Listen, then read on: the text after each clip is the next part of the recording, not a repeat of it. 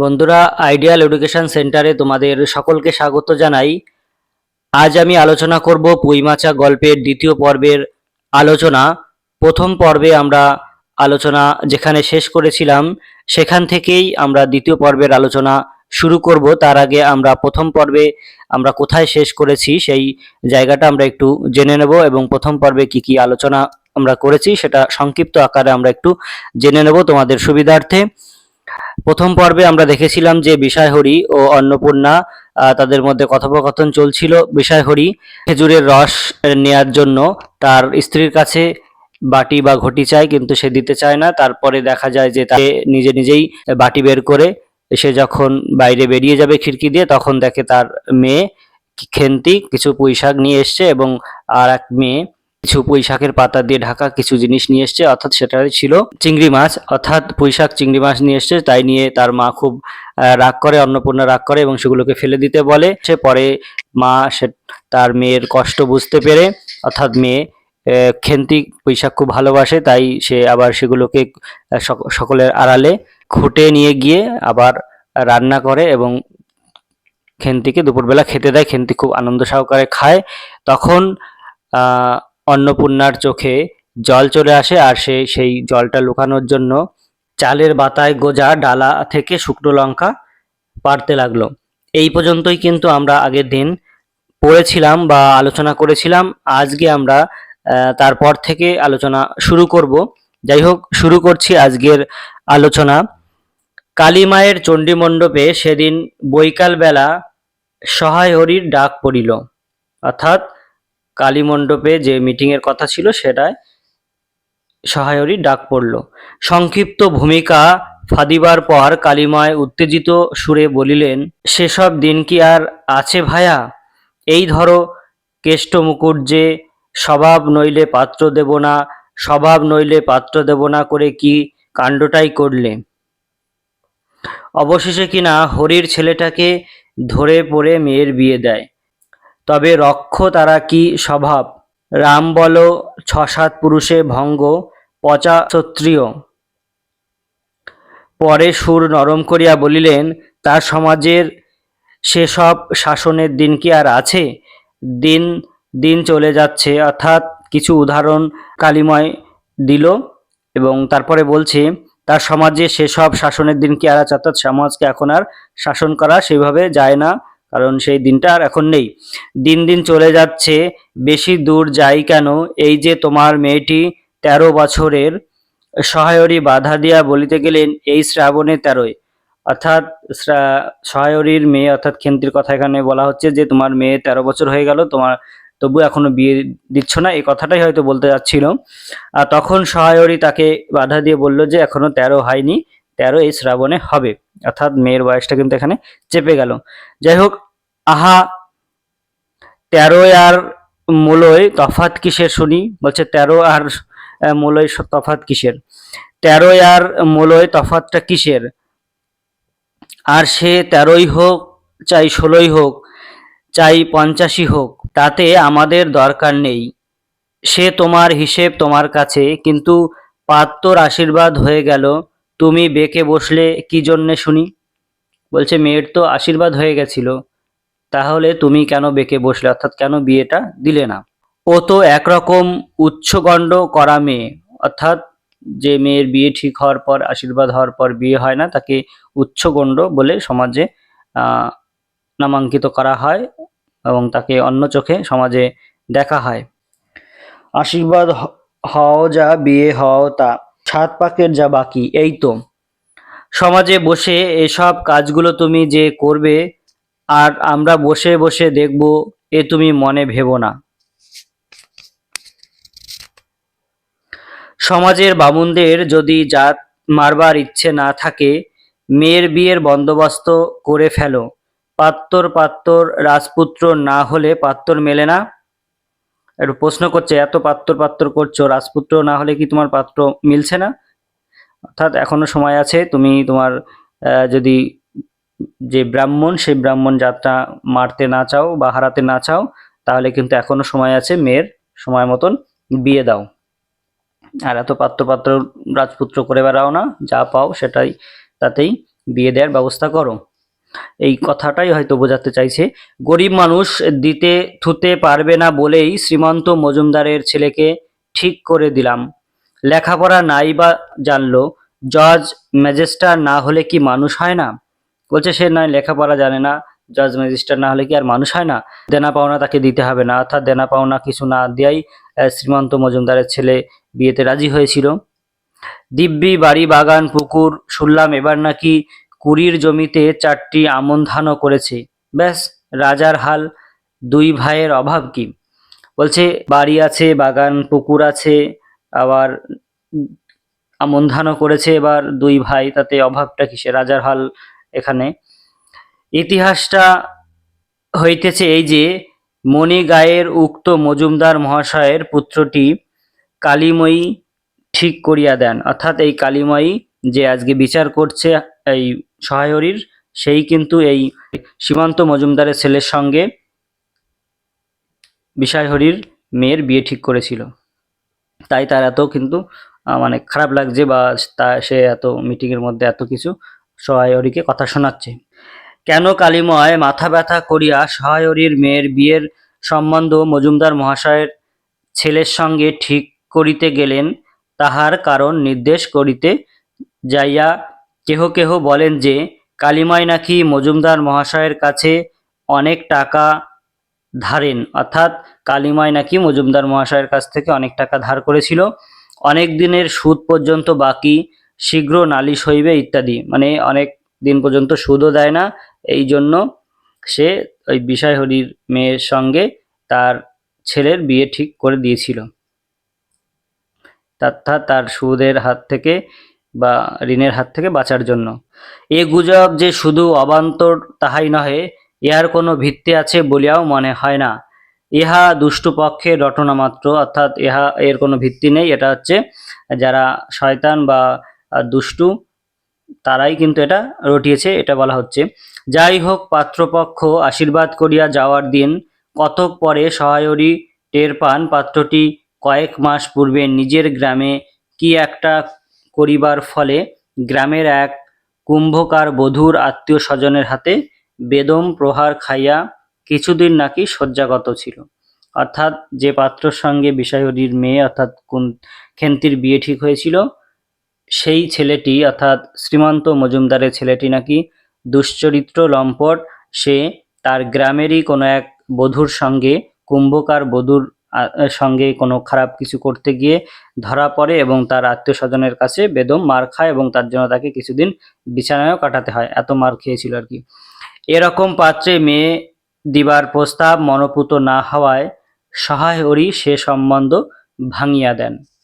অর্থাৎ এরকম ছেলের সঙ্গে নিজের মেয়ের বিয়ে দেবে না বলেই কিন্তু তিনি বিয়েটা ভেঙে দেন। অর্থাৎ বাবা মা কখনোই চায় না যে তার সন্তানকে একটা খারাপ পাত্রের হাতে, লম্পট বা চরিত্রহীন পাত্রের হাতে তুলে দিতে। এখানে কিন্তু আমরা বিষয়হরির যে গুণ, দরিদ্র সে হতেই পারে, কিন্তু তার মধ্যে যে পিতার যে একটা সন্তানের যে শুভকামনা, সেটা কিন্তু সে এখানে করেছে। তার জন্য সে খারাপ পাত্রের হাতে কিন্তু তার মেয়েকে বিয়ে দেয়নি, যদিও সেখানে তার কোনো রকম দেনা পাওনা দিতে হতো না, তবুও কিন্তু সে খারাপ ছেলের সঙ্গে বিয়ে দিতে চায়নি।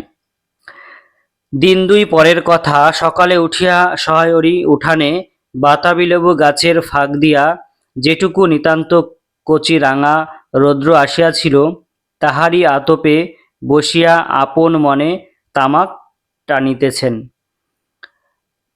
বড় মেয়ে খেন্তি আসিয়া চুপি চুপি বলিল, বাবা যাবে না?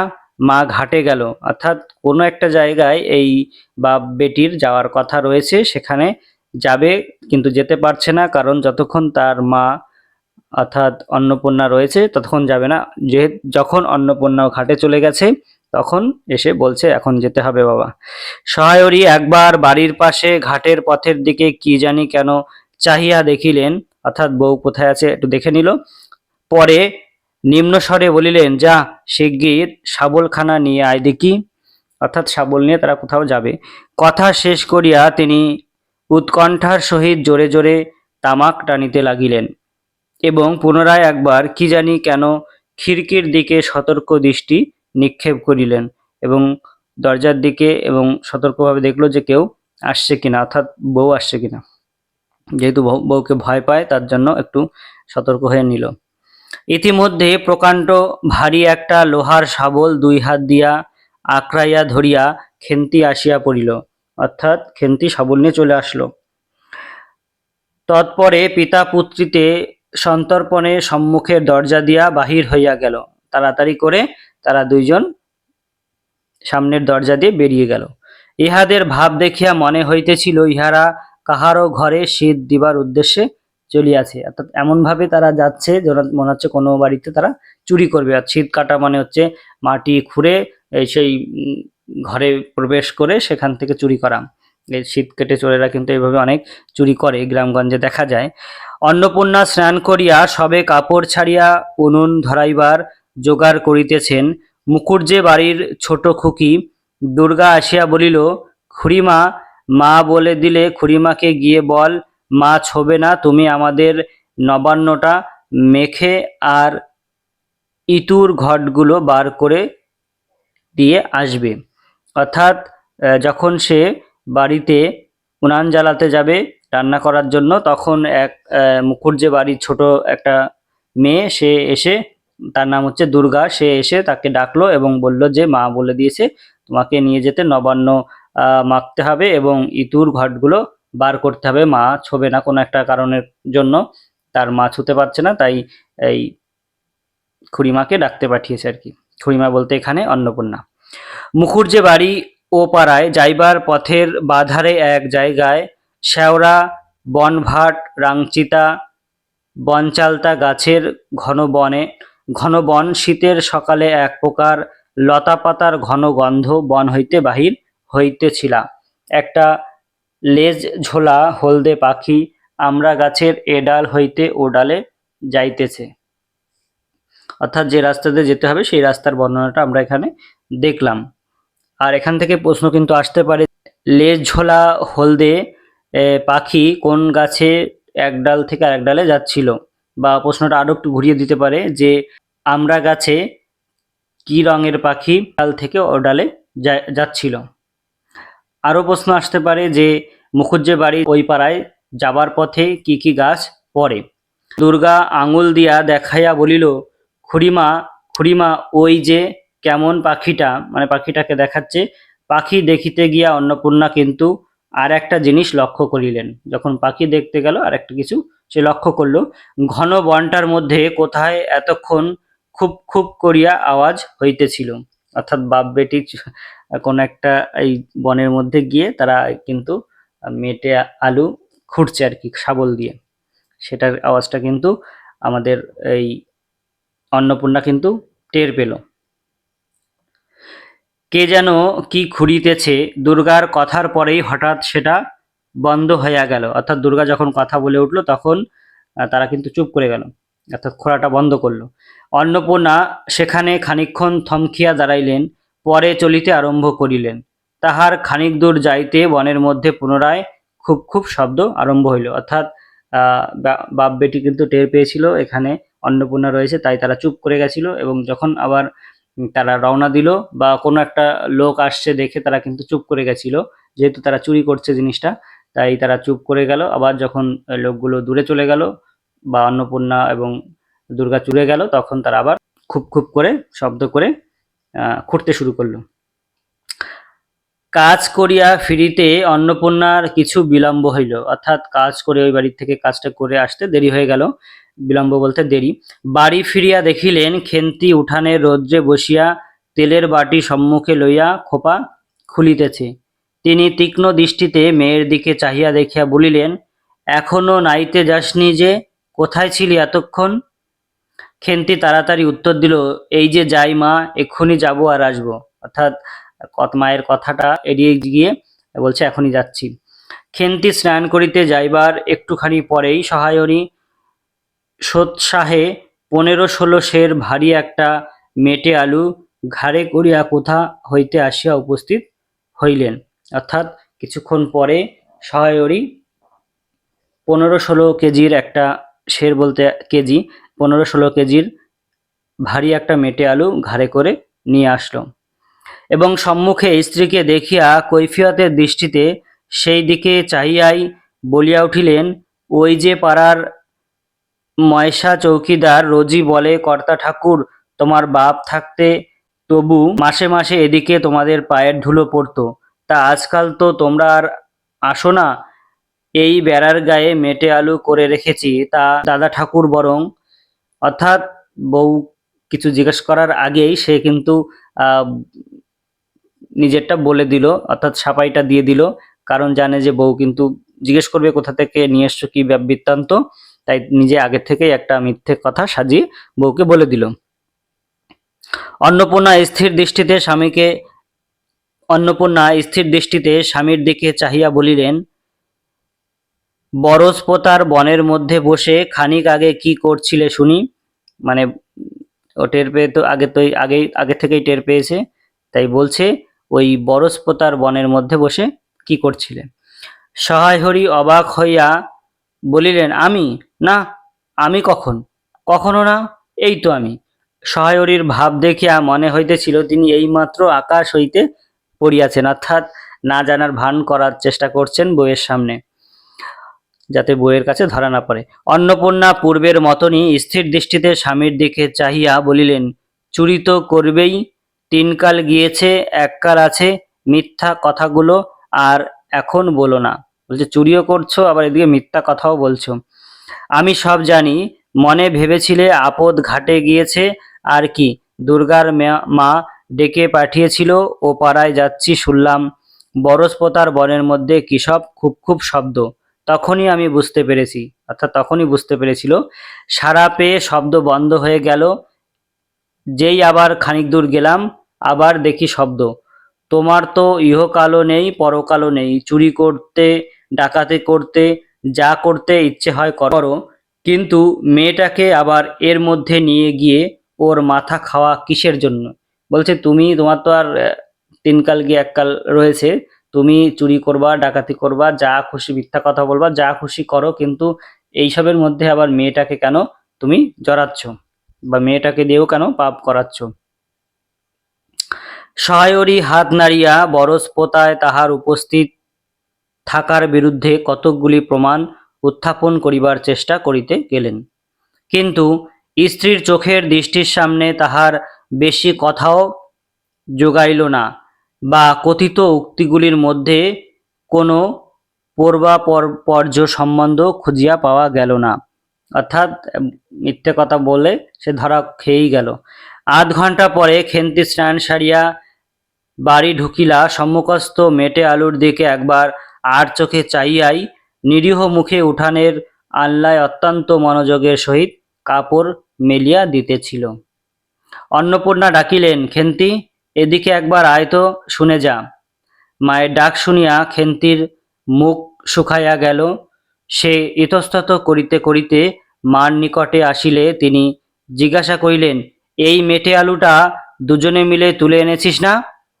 খেন্তি মার মুখের দিকে একটুখানি চাহিয়া থাকিয়া একবার ভূপতিত মেটে আলুটার দিকে চাহিল, পরে পুনরায় মার মুখের দিকে চাহিল এবং সঙ্গে সঙ্গে ক্ষিপ্র দৃষ্টিতে একবার বাড়ির সম্মুখস্থ বাঁশঝাড়ের মাথার দিকেও চাহিয়া লইল।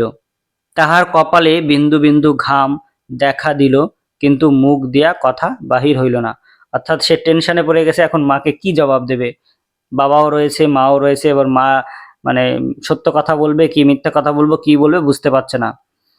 অন্নপূর্ণা কড়া সুরে বলিলেন, কথা বলছিস না যে, বড়, এই মেটে আলু তুই এনেছিস কিনা? খেন্তি বিপন্ন চোখে মার মুখের দিকেই চাহিয়াছিল, উত্তর দিল, হ্যাঁ। অন্নপূর্ণা তেলে বেগুনে জ্বলিয়া উঠিয়া বলিলেন, মানে এইবার খুব রেগে গেছে, রেগে গিয়ে বলছে, পাজি, আজ তোমার পিঠে আমি আস্ত কাঠের চেলা ভাঙবো, তবে ছাড়বো। বরজপোতার বনে গিয়েছে মেটে আলু চুরি করতে, সমন্ত মেয়ে বিয়ের যোগ্যী হয়ে গেছে কোন কালে, সেই একগলা বিজন বন যার মধ্যে দিন দুপুরে বাঘ লুকিয়ে থাকে, তার মধ্যে থেকে পরের আলু নিয়ে এলো তুলে, মানে বলছে যেখানে বাঘ লুকিয়ে থাকে সেই বনের মধ্যে গিয়ে বিয়ে দেওয়ার মতো হয়ে গেছে মেয়ে, বিয়ের বয়স পেরিয়ে গেছে সেই মেয়ে কিনা আলু চুরি করে নিয়ে আসে, মানে খুব তিরস্কার করছে মেয়েকে। যদি গোসাইরা চৌকিদার ডেকে তোমায় ধরিয়ে দেয়, তোমার কোন শ্বশুর এসে তোমায় বাঁচাতো? আমার জোটে খাবো, না জোটে খাবো না, তা বলে পরের জিনিসে হাত। এ মেয়ে নিয়ে আমি কি করব মা? মানে একটু আক্ষেপও করছে যে এই মেয়ে নিয়ে আমি কি করব, যে পরের জিনিস চুরি করছে। 2-3 দিন পরে একদিন বৈকালে ধুলামাটি মাখা হাতে খেন্তি মাকে আসিয়া বলিল, মা মা দেখবে এসো। অন্নপূর্ণা গিয়া দেখিলেন ভাঙা পাঁচিলের ধারে যে ছোট খোলা জমিতে কতকগুলো পাথরকুচি ও কণ্টিকারির জঙ্গল হইয়াছিল। খেন্তি ছোট বোনটিকে লইয়া সেখানে মহা উৎসাহে তরকারির আওলাদ করিবার আয়োজন করিতেছে এবং ভবিষ্যসম্ভাবী নানাবিধ কাল্পনিক ফলমূলের অগ্রদূত স্বরূপ বর্তমানে কেবল একটিমাত্র শীর্ণকায় পুঁইশাকের চারা কাপড়ের ফালির গ্রন্থিবদ্ধ হইয়া ফাঁসি হইয়া যাওয়া আসামির মতন ঊর্ধ্বমুখে একখণ্ড শুষ্ক কঞ্চির গায়ে ঝুলিয়া রহিয়াছে। ফলমূলাদির অবশিষ্টগুলি আপাতত তার বড় মেয়ের মস্তিষ্কের মধ্যে অবস্থিত করিতেছে, দিনের আলোয় এখনো বাহির হয় না। অর্থাৎ তার মাথার মধ্যে রয়েছে আরও কিছু সে ফলমূল লাগাবে, এখনো সেটা মাথার থেকে বের হয়নি, যেরকম আলো এখনো বাহির হয়নি এরকম মাথার মধ্যেই রয়েছে। অন্নপূর্ণা হাসিয়া বলিলেন, দূর পাগলি, এখন পুঁই ডাঁটার চারা পোঁতে কখনো? এখন কি সেটা পোঁতার সময়? বর্ষাকালে পুঁততে হয়। এখন যে জল না পেয়ে মরে যাব, অর্থাৎ এখন জল না দিলে বা জল না পেয়ে এটা মরে যাবে, এখন পোঁতার সময় নয়, বর্ষাকালে পুঁততে হয়। খেন্তি বলিল, কেন, আমি রোজ জল ঢালবো? অন্নপূর্ণা বলিলেন, দেখ, হয়তো বেঁচে যেতেও পারে।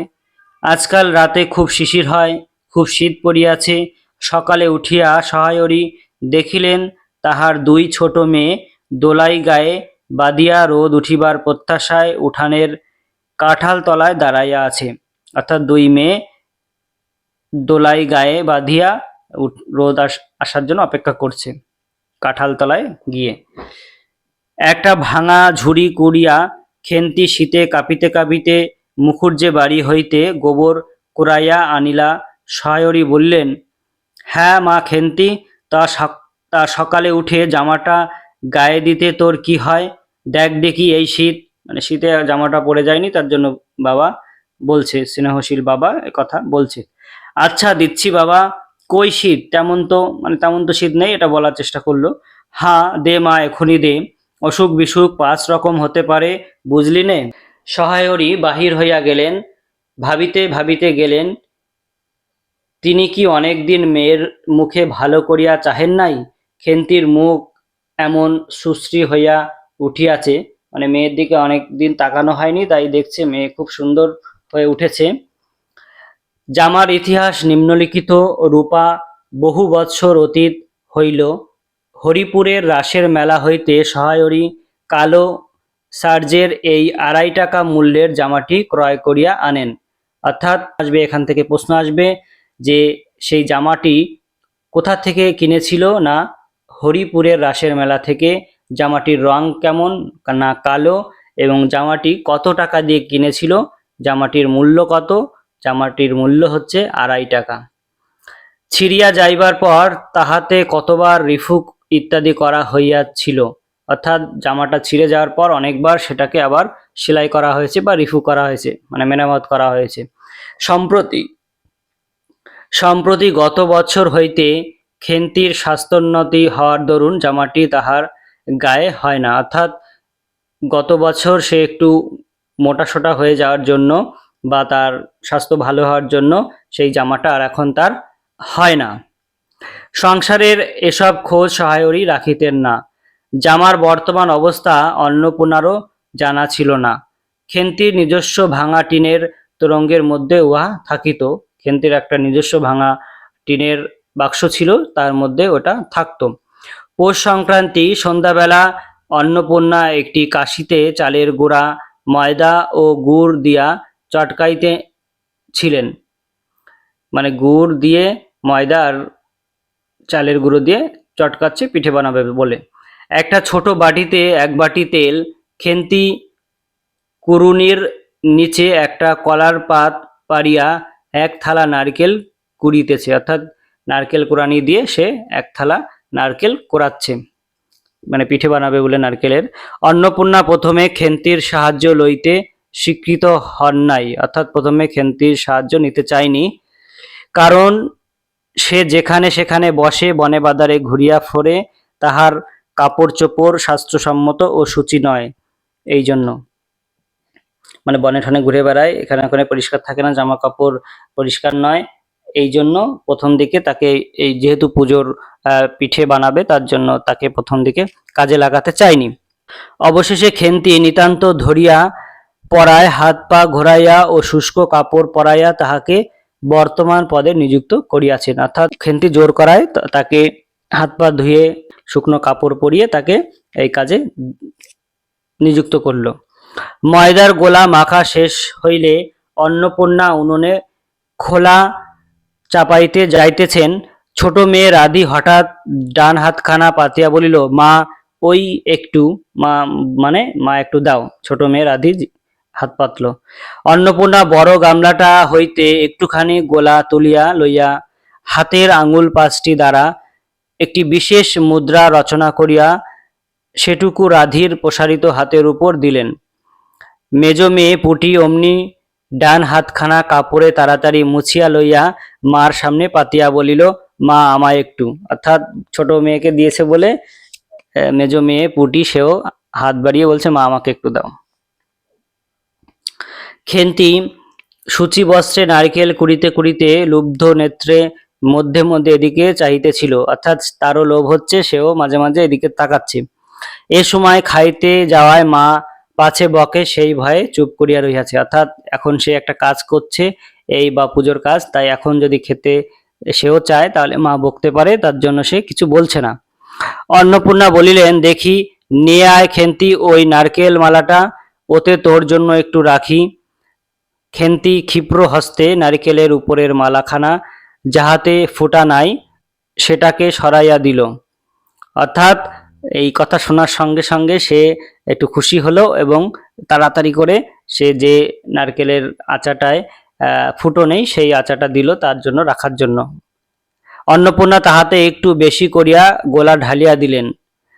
মেজ মেয়ে পুটি বলিল, জ্যাঠাইমারা অনেকখানি দুধ নিয়েছে, রাঙা দিদি ক্ষীর তৈরি করছিল, ওদের অনেক রকম হবে, অর্থাৎ জ্যাঠাইরা দুধ নিয়েছে এবং ক্ষীর তৈরি করবে এবং অনেক রকম পিঠে করবে, এটা মেজ মেয়ে বলল। খেন্তি মুখ তুলিয়া বলিল, এ বেলা আবার হবে নাকি? বলছে এখন হবে না, ওরা তো ও বেলা ব্রাহ্মণ নেমন্তন্ন করেছিল, সুরেশ কাকাকে আর ও পাড়ার তিনুর বাবাকে, অর্থাৎ সুরেশ ও তিনুর বাবা এই দুজন ব্রাহ্মণকে তারা নেমন্তন্ন করেছিল ওই বেলায়।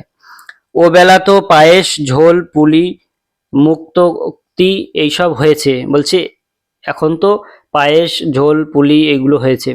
পুটি জিজ্ঞাসা করিল, হা মা, ক্ষীর নইলে নাকি পাটিসাপটা হয় না? বলছে ক্ষীর না হলে নাকি পাটিসাপটা হয় না। খেদি বলছিল, ক্ষীরের পুর না হলে কি আর পাটিসাপটা হয়? আমি বললাম, কেন? আমার মা তো শুধু নারকেলের চাই দিয়েই করে, সে তো কেমন ভালো লাগে। খেদিকে বলছিল যে আমার মা তো নারকেল দিয়েই করে, সেটাও তো নারকেল কোড়া দিয়ে করে, সেটাও তো খুব ভালো লাগে। অন্নপূর্ণা বেগুনের বোটায় একটুখানি তেল লইয়া খোলায় মাখাইতে মাখাইতে প্রশ্নের সদুত্তর খুঁজিতে লাগিলেন, অর্থাৎ মেয়েকে কি বলবে সেটা খোঁজার চেষ্টা করছে, কারণ তাদের সামর্থ্য নেই যে ক্ষীর দিয়ে এই পাটিসাপটা বানাবে। তারা কি করে, নারকেল কুড়িয়ে সেই নারকেল দিয়েই কিন্তু পাটিসাপটা বানায়। তোমরা কিন্তু গ্রামে যারা রয়েছো বা যারা এই পিঠে খেয়েছো তারা অবশ্যই জানো যে এটা ক্ষীর দিয়েও বানানো যায়, দুধের সর দিয়েও বানানো যায় এবং নারকেল কোড়া দিয়েও অনেকে বানিয়ে থাকে বা বানানো যায়। এবার যার যেরকম সামর্থ্য তারা সেইভাবেই বানায়। আমাদের বাড়িতেও আমার মা কিন্তু এই নারকেল দিয়েই বানাতো, এখন ক্ষীর দিয়েও বানায়, নারকেল দিয়েও বানায়। ছোটবেলায় আমরা শুধু নারকেল কোড়া দিয়েই খেতাম, অবস্থা সেরকম একটা ভালো ছিল না, তার জন্য। খেন্তি বলিল, খেদির ওই সব কথা, ঘেদির মা তো ভারী পিঠে করে কিনা, ক্ষীরের পুর দিয়ে ঘিয়ে ভাজলেই কি আর পিঠে হলো? বলছে ঘেদির মা কি আর অত ভালো পিঠে করে? শুধু ক্ষীর দিলেই কি আর ভালো পিঠে হয়? সেদিন জামাই এলে ওদের বাড়ি দেখতে গেলুম কিনা, তাই খুড়িমা দুখানা পাটিসাপটা খেতে দিলে ওমা কেমন একটা ধরা ধরা গন্ধ, আর পিঠেতে কখনো কোনো গন্ধ পাওয়া যায়? পাটিসাপটা ক্ষীর দিলে ছাই খেতে হয়। মানে তার মেয়েকে বোঝানোর জন্য, বা তার বলছে যে ওই বাড়িতে গিয়েছিলাম, জামাই আসলে খুড়িমা দুখানা পাটিসাপটা দিয়েছিল, কিন্তু কেমন খেয়ে দেখলাম গন্ধ ধরা ধরা। আর এটা কি পাটিসাপটা হয়? এরকম গন্ধ হয়? আর পাটিসাপটা কি শুধু ক্ষীর দিলেই হয় নাকি? সেটা ছাই হয়, অর্থাৎ ভালো হয় না। বেপরোয়া ভাবে উপরোক্ত উক্তি শেষ করিয়া খেন্তি মার চোখের দিকে চাহিয়া জিজ্ঞাসা করিল, মা, নারকেলের কোড়া একটু নেব? অন্নপূর্ণা বলিলেন, নে, কিন্তু এখানে বসে খাস ন, মুখ থেকে পড়বে না কি হবে, যা ওইদিকে যা, অর্থাৎ মুখ থেকে পড়বে কিনা ওইদিকে চলে যা। খেন্তি নারকেলের মালায় এক থাবা তুলিয়া লইয়া একটু দূরে গিয়া খাইতে লাগিল। মুখ যদি মনের দর্পণ স্বরূপ হয়, তবে খেন্তির মুখ দেখিয়া সন্দেহের কোনো কারণ থাকিতে পারিত না যে সে অত্যন্ত মানসিক তৃপ্তি অনুভব করিতেছে। অর্থাৎ সে এই নারকেল কোড়া পেয়ে খুব খুশি হয়েছে এবং তৃপ্তি লাভ করলো খেয়ে। ঘণ্টাখানেক পরে অন্নপূর্ণা বলিলেন, ওরে তোরা সব এক এক টুকরো পাতা পেতে বস তো দেখি, গরম গরম দিই। খেন্তি, জল দেওয়া ভাত আছে ও বেলার, বার করে নিয়ে আয়। খেন্তির নিকট অন্নপূর্ণার এ প্রস্তাব যে মনঃপূত হইল না, অর্থাৎ পান্তা ভাতটা সে খুব একটা পছন্দ করল না, তাহা তার মুখ দেখিয়া বোঝা গেল। পুটি বলিল, মা, বড়দি পিঠেই খাক। অর্থাৎ পুটি যে মেজো মেয়ে, সে বলল বড়দি পিঠে খেতে ভালোবাসে, পিঠেই সে খাক, ভাত বরং থাকুক, আমরা কাল সকালে খাবো। খান কয়েক খাইবার পরেই মেজো মেয়ে পুটি খাইতে চাহিল না, সে নাকি অধিক মিষ্টি খাইতে পারে না। সকলের খাওয়া শেষ হইয়া গেলেও খেন্তি তখনও খাইতেছে। সে মুখ বুজিয়া শান্তভাবে খায়, বড় একটা কথা কহে না, অর্থাৎ খাওয়ার সময় খুব একটা কথা বলে না। অন্নপূর্ণা দেখিলেন সে কম করিয়াও 18-19 খানা খাইয়াছে, অর্থাৎ 18-19 খানা সে পিঠে খেয়ে নিয়েছে। জিজ্ঞাসা করিলেন, খেন্তি, আর নিবি? খেন্তি খাইতে খাইতে শান্তভাবে সম্মতিসূচক ঘাড় নাড়িল, অর্থাৎ খাচ্ছে এবং তার মধ্যে ঘাড় নেড়ে বলছে হ্যাঁ। অন্নপূর্ণা তাহাকে আরো খান কয়েক দিলেন। খেন্তির মুখ চোখ ঈষৎ উজ্জ্বল দেখাইল, সে খুব খুশি হলো, আরো মা দিয়েছে তার জন্য। হাসি ভরা চোখে মার দিকে চাহিয়া বলিল, বেশ খেতে হয়েছে মা, ওই যে তুমি কেমন ফেনিয়ে নাও, ওতেই কিন্তু। সে পুনরায় খাইতে লাগলো, অর্থাৎ সে একটু মার তারিফ করলো, তারিফ করার পর আবার খাওয়া শুরু করলো। অন্নপূর্ণা হাতা খুন্তি চুলি তুলিতে তুলিতে সস্নেহে তার এই শান্ত, নিরীহ, একটু অধিক মাত্রায় ভোজনপটু মেয়েটির দিকে চাহিয়া রইলেন। অর্থাৎ এই মেয়েটির দিকে, খেন্তির দিকে কিন্তু তার মা একটু চেয়ে রয়েছে। মনে মনে ভাবিলেন, খেন্তি আমার যার ঘরে যাবে তাদের অনেক সুখ দেবে এমন ভালো মানুষ। কাজকর্মে বকো, মারো, গাল দাও, টু শব্দটি মুখে নেই, উঁচু কথা কখনো কেউ শোনেনি। অর্থাৎ এত শান্ত মেয়ে, যে কাজেই বলবা সেই কাজই করবে, কখনো মুখে তর্ক করবে না, কথা বলবে না, যা গাল দাও তা শুনে নেবে, উঁচু স্বরে কখনো কথা বলে না। এই জন্য বলছে যার ঘরে যাবে সে খুব সুখী হবে আর কি। বৈশাখ মাসের প্রথমে সহায়রীর এক দূর সম্পর্কীয় আত্মীয়ের ঘটকালিতে খেন্তির বিবাহ হইয়া গেল। অর্থাৎ বৈশাখ মাসের প্রথম দিকে দূর সম্পর্কের এক আত্মীয়ের ঘটকালির ঘটক মানে মধ্যস্থতায় খেন্তির বিয়ে হলো। দ্বিতীয় পক্ষে বিবাহ করিলেও পাত্রটির বয়স 40-এর খুব বেশি কোনো মতেই হইবে না। অর্থাৎ দ্বিতীয় পক্ষ, আগে এই ছেলের আরো একটি বিয়ে ছিল 40-এর বেশি, তবুও প্রথমে এখানে অন্নপূর্ণা আদৌ ইচ্ছুক ছিলেন না। অন্নপূর্ণা কিন্তু রাজি ছিল না, যেহেতু তার আগে একটা বিয়ে রয়েছে এবং বয়স 40-এরও উপরে। কিন্তু পাত্রটি সঙ্গতিপন্ন, শহরাঞ্চলে বাড়ি, সিলেট চুন ও ইটের ব্যবসায় 2 পয়সা নাকি করিয়াছে। অর্থাৎ শহরে বাড়ি এবং সিলেট চুন ইটের ব্যবসা করে অনেক টাকা জমিয়েছে বা টাকা পয়সা করিয়েছে, তার জন্য বিয়েটা দিতে রাজি হলো। এইরকম পাত্র হঠাৎ মেলাও বড় দুর্ঘটন কিনা, অর্থাৎ এরকম পাত্র সহজে পাওয়া যায় না, তাই আর সে অমত করলো না, রাজি হয়ে গেল। জামাইয়ের বয়স একটু বেশি, প্রথমে অন্নপূর্ণা জামাইয়ের সম্মুখে বাহির হইতে একটু সংকোচ বোধ করিতেছিলেন। পরে পাছে খেন্তির মনে কষ্ট হয়, এই জন্য বরণের সময় তিনি খেন্তির সুপুষ্ট হস্তখানি ধরিয়া জামাইয়ের হাতে তুলিয়া দিলেন। চোখের জলে তাহার গলা বন্ধ হইয়া আসিল, কিছু বলিতে পারিলেন না। বাড়ির বাহির হইয়া আমলকিতলায় বেহারারা সুবিধা করিয়া লইবার জন্য বরের পালকি একবার নামাইল। অন্নপূর্ণা চাহিয়া দেখিলেন বেড়ার ধারের নীল রঙের মেদি ফুলের গুচ্ছগুলি যেখানে নত হইয়া আছে, খেন্তির কম দামের বালুচরের রাঙা চেলির আঁচলখানা পালকির বাহির হইয়া সেখানে লুটাইতেছে, অর্থাৎ পালকির থেকে সেই রাঙা চেলির আঁচল বেরিয়ে গেছে এবং শাড়িটার নাম হচ্ছে বালুচরের রাঙা চেলি। এটা কিন্তু প্রশ্নে আসতে পারে। তার এই অত্যন্ত অগোছালো, নিতান্ত নিরীহ এবং একটু অধিক মাত্রায় ভোজনপটু মেয়েটিকে পরের ঘরে অপরিচিত মহলে পাঠাইতে তার বুক উদ্বেল হইয়া উঠিতেছিল, যেটা সব মা বাবার ক্ষেত্রেই হয়ে থাকে। সব মায়েদের যেরকম মেয়েকে বিদায় দেবার সময় তাদের মনে নানান রকম প্রশ্ন ওঠে এবং না জানি কিরকম হবে, অপরিচিত একটা ঘরে যাবে, নতুন পরিবেশ কিভাবে তারা মানিয়ে নেবে, নানান রকম টেনশন বা চিন্তা কিন্তু মায়েদের মনে ওঠে। এখানে অন্নপূর্ণাও কিন্তু তার ব্যতিক্রম নয়, তার মনেও কিন্তু খেন্তিকে বিদায় দেওয়ার সময় নানান রকম প্রশ্ন মনের মধ্যে উকি মারছে। খেন্তিকে কি অপরে ঠিক বুঝিবে, নানান রকম প্রশ্ন তার মধ্যে চলছে আর কি। যাইবার সময়ে খেন্তি চোখের জলে ভাসিতে ভাসিতে সান্ত্বনার সুরে বলিয়াছিল, মা, আষাঢ় মাসেই আমাকে এনো, বাবাকে পাঠিয়ে দিও, 2 মাস তো। বলছে যেহেতু বৈশাখ মাসে হয়েছে, বৈশাখ জ্যৈষ্ঠ আষাঢ়, অর্থাৎ 2 মাস পরে গিয়ে আমাকে নিয়ে এসো, 2 মাস তো আমি ঠিক কাটিয়ে দেবো, তোমরাও কাটিয়ে নিও। ও পাড়ার ঠান দিদি বলিলেন, তোর বাবা তোর বাড়ি যাবে কেন রে, আগে নাতি হোক তবে তো। মানে ওই পাড়ার ঠান দিদি বলল যে আগে ছেলে মেয়ে হবে তারপরে তোর বাবা যাবে, তার আগে কেন যাবে। খেন্তির মুখ লজ্জায় রাঙা হইয়া উঠিল, সে একটু লজ্জা পেল।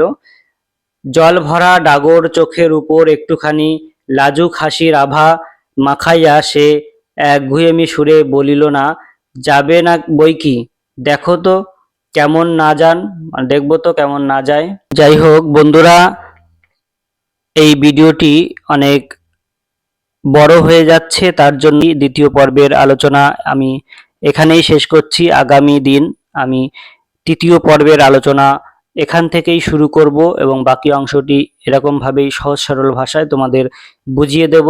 এখন আমি তোমাদের এই দ্বিতীয় পর্ব থেকে কিছু শর্ট প্রশ্ন তোমাদেরকে স্ক্রিনে দিচ্ছি, সেগুলো তোমরা একটু দেখো এবং পারলে সেগুলো স্ক্রিনশট করে নিতে পারো বা তোমরা খাতায় নোট ডাউন করে নিতে পারো। ভিডিওটি পজ করে তোমরা কিন্তু সেটা খাতায় লিখে নিতে পারো বা স্ক্রিনশট করে পরবর্তীকালে তোমরা লিখে নিতে পারো। আর তোমাদের কাছে অনুরোধ, যদি এখনো চ্যানেলটি সাবস্ক্রাইব করে না থাকো তাহলে অবশ্যই চ্যানেলটিকে সাবস্ক্রাইব করে রেখো। আর ভিডিওটি ভালো লাগলে অবশ্যই বন্ধুদের মধ্যে ভিডিওটি শেয়ার করে দিও। আর লাইক কমেন্ট করতে কিন্তু একদমই ভুলো না, তোমাদের উৎসাহ কিন্তু আমাকে আগামীতে আরও এরকমভাবে ভিডিও বানাতে উৎসাহিত করবে। তাই তোমরা অবশ্যই ভিডিওটিতে কমেন্ট এবং লাইক করো এবং তোমাদের ভিডিওটি কেমন লেগেছে সেগুলো আমাকে জানিও যে, এবং আগামীতে তোমরা কোন বিষয়ের উপর ভিডিও চাইছো সেগুলোও কিন্তু জানাতে পারো। যাই হোক, আজকে তোমাদের জন্য এখান থেকে আমি 2টো প্রশ্ন দিচ্ছি, সেই 2টো প্রশ্নের উত্তর তোমরা আমাকে কমেন্ট বক্সে জানাবে। প্রথম প্রশ্নটি হচ্ছে, তার বাবা তাকে অর্থাৎ খেন্তিকে কোথাকার মেলা থেকে একটা জামা কিনে দিয়েছিল। আর দ্বিতীয় প্রশ্নটি হচ্ছে, সেই জামাটি কত টাকা দিয়ে তার বাবা তাকে কিনে দিয়েছিল। এই 2টি প্রশ্নের উত্তর তোমরা আমাকে কমেন্ট বক্সে জানাও। আশা করি তোমরা যদি মন দিয়ে শুনে থাকো তাহলে অবশ্যই এই 2টি প্রশ্নের উত্তর কিন্তু তোমরা দিতে পারবে এবং আমি চাইবো যে তোমরা প্রত্যেকেই এই 2টি প্রশ্নের সঠিক উত্তর দাও। আমি কিন্তু তোমাদের এই উত্তরের অপেক্ষায় রইলাম। যাই হোক বন্ধুরা, সকলে ভালো থেকো। আজকের মতন আমি ভিডিওটি এখানেই শেষ করছি। ধন্যবাদ সকলকে এবং আগামী পর্বের ভিডিও দেখার জন্য সকলকে আগাম আমন্ত্রণ রইল।